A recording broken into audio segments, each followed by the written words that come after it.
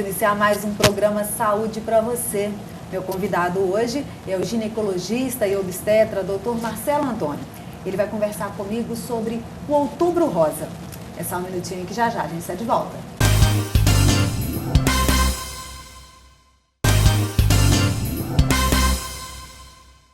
Estamos de volta com o programa Saúde para você. Agora sim eu vou conversar com o Dr. Marcelo sobre o Outubro Rosa. Olá, doutor, seja bem-vindo aí ao nosso estúdio. Tudo bem? Tudo bem, doutor Marcelo. Esclarece pra gente primeiro, fala sobre o Outubro Rosa, né? Qual que é o significado de Outubro Rosa? Bom, o Outubro Rosa foi um meio feito pela Sociedade Brasileira de Mastologia, né, para divulgação para as pacientes da necessidade do rastreamento do câncer de mama. E eles usaram Outubro Rosa, que na verdade nós falamos Outubro Rosa, mas Outubro Rosa deve ser todos os dias, que é a conscientização da população da necessidade do rastreamento do câncer de mama, ou seja, dando acesso às pessoas à mamografia, que é um dos métodos de diagnóstico, né, e conscientizando, né, a população que ela sempre tem medo do quê? É assim, eu vou procurar alguma coisa? Deve ser procurado. Porque o câncer de mama, quando é diagnosticado de início, alto índice de cura. Então, este foi um meio que a Sociedade Brasileira de Mastologia usou para definir o quê? É necessidade do paciente se cuidar, é necessidade de procurar sim, é necessidade de se tratar para que a gente tenha sucesso e êxito na cura da doença. Ô Marcelo, o que é o câncer de mama? Bom, o câncer de mama, nós, seres humanos, nós temos uma replicação celular contínua, né? Ou seja, a renovação das células. E na glândula mamária acontece da mesma forma. Mas pode existir um defeito nessa replicação celular que vai promover uma replicação desordenada e vai gerar uma tumoração. Eu quero deixar bem claro que quando eu falo em tumoração, porque quando se fala em tumor só se pensa em câncer de mama. Tumoração não é só câncer de mama, existem os tumores benignos também. Mas é uma maneira desordenada da glândula mamária se replicar, das células da glândula mamária, que na teoria teria um mecanismo de frear essa replicação desordenada. Mas quando existe um mecanismo que está defeituoso, a replicação ela acontece e vai gerar uma tumoração de mama. Quer dizer, todo dia o nosso organismo produz células boas e células ruins, né? Na verdade, elas se renovam. Se renovam. Perfeitamente. Né? E, na verdade, nós temos mecanismos de defesa que proíbe a desordenação da replicação. Mas quando existe um defeito nessa desordenação, nessa replicação, vai acontecer de uma maneira desordenada. Entendi. E vai gerar um câncer de mama, um câncer de intestino, um câncer de útero, assim, em diversos órgãos, entendeu? Por isso que é sempre importante a prevenção, né? Perfeitamente. Manter a saúde em dia. Sem dúvida. Então, Marcelo, o que aumenta o risco de câncer de mama? Essa questão é muito importante, né? Para a gente filtrar quando nós estamos diante de alguém de alto risco ou de um risco intermediário. O câncer de mama, só para a gente ter uma noção real da seriedade e da importância do Outubro Rosa ser todos os dias, o câncer de mama é o segundo câncer mais comum do ser humano e é o primeiro câncer mais comum da mulher. Então, o que acontece com relação ao alto risco são aquelas pacientes que nós temos que olhar elas de uma maneira com maior de uma maneira mais rigorosa. O que a gente diria com alto risco de ter um câncer de mama? O primeiro ponto é a questão hereditária. A questão hereditária, ela significa 5 a 10% dos cânceres de mama. É responsável por 5 a 10% dos cânceres de mama, né?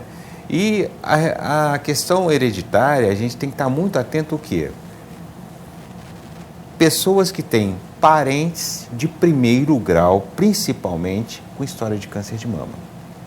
Se você tem na sua família dos parentes de segundo grau com câncer de mama, você também faz parte do alto risco, entendendo? Agora, tem o risco intermediário que nós chamamos. O risco intermediário são o quê? São as mulheres que não têm filhos, ou seja, são aquelas que nunca pariram, ou, teoricamente, são aquelas mulheres que deixaram para ter o primeiro filho após os 35 anos de idade, que isso vai se tornar cada vez mais comum, porque isso é tendencioso, entendendo? São aquelas mulheres que tiveram a primeira menstruação antes dos 12 anos de idade, ou tiveram a última menstruação, a menopausa, após os 55 anos de idade.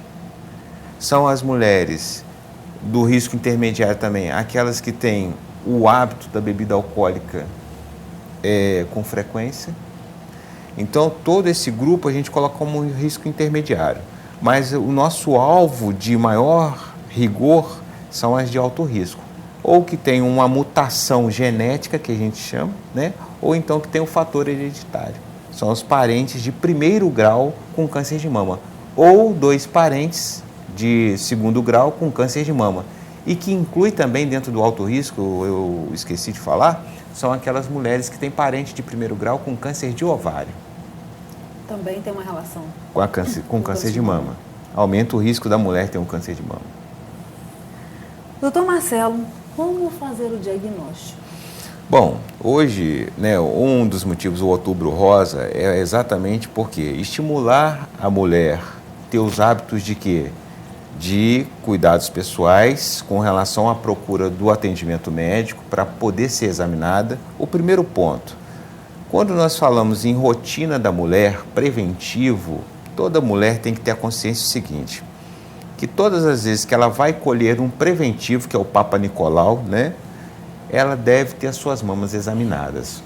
Esse é o primeiro ponto. O ato do médico examinar já é um método para fazer o diagnóstico. Agora, hoje nós temos métodos de imagem que são possíveis a gente fazer o diagnóstico do câncer de mama o mais precoce possível. O primeiro é a mamografia, né? Nós temos a ultrassonografia também de mama e a ressonância magnética nuclear. São esses 3 que nós usamos para fazer o diagnóstico mais precoce do câncer de mama. Doutor Marcelo, nós vamos para um pequeno intervalo. Programa Saúde para você, volta já.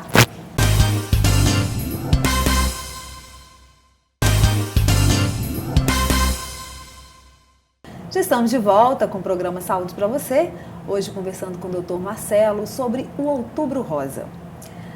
Dr. Marcelo, quando que a mulher deve iniciar a mamografia, o exame? Existe uma grande guerra hoje com relação ao início da mamografia. Isso é muito interessante, porque de acordo com a Sociedade Brasileira de Mastologia e mais o Colégio Americano de Câncer, a mamografia deve ser iniciada aos 40 anos de idade e ela deve ser feita anualmente até os 69 anos de idade. E além de 69 anos de idade, fica a critério médico de acordo com o alto risco da cliente ter câncer de mama ou não. Mas o que acontece é o seguinte, uma sociedade americana, a sociedade europeia e mais o Ministério da Saúde, hoje, o Ministério da Saúde ele pegou exatamente o que a sociedade europeia e a sociedade americana acham com relação ao início aos 50 anos de idade, fazendo bianual até os 69 anos de idade. Mas a Sociedade Brasileira de Mastologia e o Colégio Americano de Câncer não abriram mão do quê? Dos 40 anos de idade. Isso tudo foi vinculado, né, porque eles fizeram estudos e viram que não reduziria a mortalidade do câncer de mama se iniciado a partir dos 50 anos. Mas o grande questionamento é, quando um câncer de mama tem 1 centímetro de tamanho, ele já tem pelo menos de 7 a 10 anos. Então, essa maneira nos mostra, né, quando a gente afirma que quando um câncer de mama é diagnosticado após 50 anos de idade, ele tem, digamos que ele tem 1 centímetro, ele já existe há 7 a 10 anos, então o Colégio Americano de Câncer, mais a Sociedade Brasileira de Mastologia, não abrem mão de quê? De iniciar a partir dos 40 anos de idade. O Ministério de Saúde, ele abraçou a causa europeia, né? E a sociedade americana também, a partir dos 50 anos de idade, né? Lógico que nós temos os clientes, as pacientes que são de alto risco, que elas devem iniciar o rastreamento a partir dos 30 anos de idade, né? Em realização de mamografia e ultrassonografia. Agora, doutor Marcelo, o câncer de mama, ele é sintomático ou não? Como que a mulher vai prestar atenção nisso? Bom, a questão de se fazer, a realização do autoexame, né, é muito controverso, porque a gente aumenta muito o índice de procura médica por conta de encontrei um nódulo, e muitas das vezes é o quê? O tecido mamário. Isso é uma coisa favorável? Depende do que a gente fala em geração de gastos, né? Quando nós falamos em geração de gastos, realmente a procura médica é maior por conta disso. Mas ele é muito favorável porque a mulher é conhecedora do próprio corpo. E quando ela tem o hábito de fazer o autoexame, que deve ser pós-menstrual, não deve ser nunca antes da menstruação, o que acontece? Como ela é conhecedora do próprio corpo, ela pode identificar uma lesão, ela pode identificar um nódulo mamário, né? A história, o câncer de mama dói, isso aí é muito comentado. O câncer de mama não dói, não tem dor mamária no câncer de mama.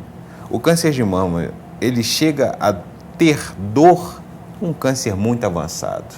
E naturalmente a mulher já percebeu um nódulo mamário de anos, muitos anos. Agora, doutor Marcelo, nós temos uma pergunta do quadro Pergunte Seu Médico. Vamos ouvir a pergunta.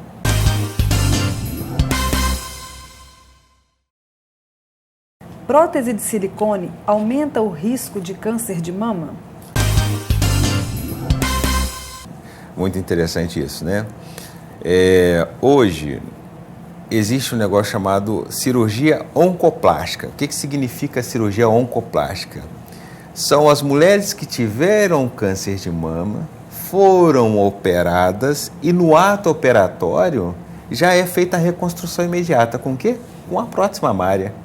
E, em resumo, o cirurgião, ele também faz o quê? A reparação da mama oposta, a mama não doente.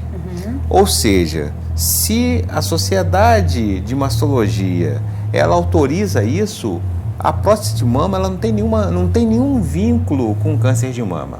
Logicamente, são mamas mais trabalhosas para fazer o diagnóstico do câncer de mama. Isso aí é certo e verdadeiro. Mas com a mamografia associada à ultrassonografia, a gente consegue ter o quê? Um aumento da sensibilidade para o diagnóstico do câncer de mama em quem tem prótese mamária. E em algumas situações de alto risco, né, que nós conversamos a respeito das pessoas que têm parentes de primeiro grau, né, ou então que têm uma mutação genética, essas devem ser complementadas ainda com a ressonância magnética nuclear. Então a prótese de mama é um grande mito, ela não favorece o câncer de mama. Tá certo. Agora, doutor Marcelo, esclarece para a gente o que é mito, o que é verdade, né? O que é benefício, o que faz mal, o que pode causar o câncer de mama. Por exemplo, a obesidade. Bom, a obesidade é um fator de risco para o câncer de mama pós-menopausa, né? Nós percebemos que o índice de câncer de mama nas mulheres obesas pós-menopausa é aumentado. Ou seja, hábitos alimentares adequados e, bom, no hábito diário de todas as pessoas, hábitos alimentares fazem diferença. As mulheres obesas, na pós-menopausa, elas têm um risco aumentado de câncer de mama. Agora, muito interessante que nos trabalhos mostram que as pré-menopausa, elas não aumentam o risco de câncer de mama. As obesas pré-menopausa, mas as pós-menopausa, sim. Doutor Marcelo, atividade física. A atividade física é uma coisa que ela casa com a obesidade, né? Então, nós sabemos que se você melhora a sua qualidade de vida com um hábito de exercício físico, naturalmente você tem um fator protetor da sua mama, né? Porque isso aí está o quê? Contra a obesidade. Então, é favorável. Álcool. Bom, é determinado que as mulheres que têm o hábito do uso da bebida alcoólica, elas aumentam o risco dela de câncer de mama. E, vamos dizer assim, em medidas, daria o quê? Uma taça de vinho diária, você está correndo o risco de câncer de mama. É mesmo? É. Uso de anticoncepcional. Isso aí, o uso do anticoncepcional causar câncer de mama é um grande mito. É certo e verdadeiro que as mulheres que são diagnosticadas com câncer de mama, elas não podem usar o anticoncepcional, né? O combinado, hormonal, não podem. Agora, o anticoncepcional hormonal é mito, não pode. Pode usar à vontade. E o tabagismo? Né? Bom, o tabagismo, né, ele de uma maneira geral, ele é o responsável por o estímulo de vários defeitos na mutação, na replicação celular. Inclusive o quê? Para o câncer de mama. Vitamina D? Agora a vitamina D é a vitamina do momento, né? Famosa, né? É a vitamina do momento mesmo. Porque o que acontece é o seguinte, alguns trabalhos ainda, né? Logicamente, eles são trabalhos que estão em confirmação. Eles mostram que as mulheres que têm o índice de vitamina D baixo, com maior, assim, perceberam o maior índice de câncer de mama. Não que a baixa da vitamina D seja o causador, né? Mas dentro do grupo, eles fazem um estudo do grupo do câncer de mama. Vamos supor assim, quais são os fatores identificados nessas clientes, né? Uma delas foi o quê? A baixa da vitamina D, ou seja, manter a vitamina D em níveis adequados é favorável. Tomar série desodorante. Isso aí é um grande mito, né? A questão do uso do desodorante antitranspirante, né? Foi colocado um mito com relação ao câncer de mama. Um grande mito, não tem nenhuma contraindicação do uso do antitranspirante e nenhuma relação com câncer de mama. AS infantil. Isso aí, esses trabalhos, eles não são trabalhos confirmados, né? O uso do AS infantil, bem como do anti-inflamatório, como um fator de proteção ao câncer de mama.